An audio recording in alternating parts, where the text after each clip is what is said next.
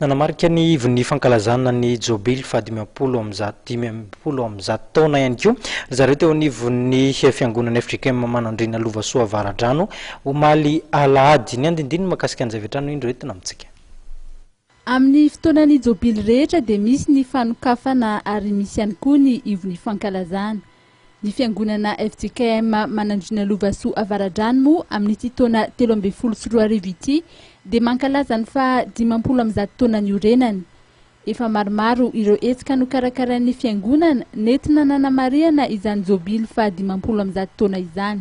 Ankoatra ireo fiofanana manokana sy ireo fanompom-pivavahana samihafa dia isan'ny ezaka ataon'ny fiangonana ny famitana ny trano fisainana vaovao izay sady noavaozina no nitarana satria dia ahitana efitra fido be izao izany trano fisainana vaovao izany. Ity trano fisainana ity rahateo no tsangabato ny Jobily.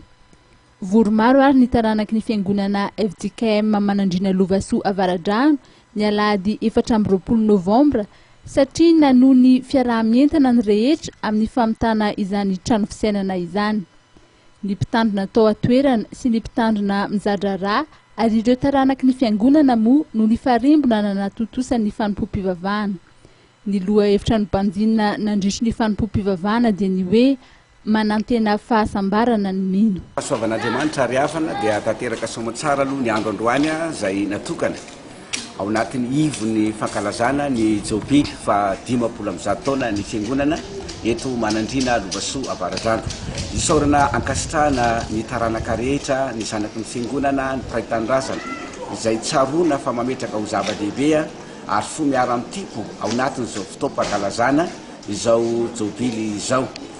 Ka mbola eo andalam-pamitana isika ny tsangambato izay trano fisainana moa no najoro izay natsaraina ary nasina riana nasonitra ary misy efitra fito eo izany trano fisainana izany izay efa misy ny efitra rehetra izay iverina fa ilaina amin'ny fandraharana rehetra eo amin'ny fiainan'ny fiangonana. Koa dia androany zany dia fotoana izay iverina hoe ivo aloha satria mbola ao andalam-pamitana izany trano fisainana izany isika. Dia isaorana ankasitrahana ary havana ny tolo-tanana, ny fifanomeza-tanana, ny fiaraha-miasa, ny mpitandrina sy ny fiangonana, ny komity fa 50 amzato taona, ny sampana rehetra izay rehetra natsiary fa taranaky ity fiangonana ity dia mbola manetana ny famezantsika tanana hatrany araka izay azontsika atao. Aorian'ny fahavitan'ny trano fisainana izay tsangabaton'ny Jobily dia asaina ny foibe sy ny sinodam-paritany arivo Avaradrano manontolo mba hitokana izany asa izany ary amin'izay rahateo no amaranana ny fankalazana ny Jobily.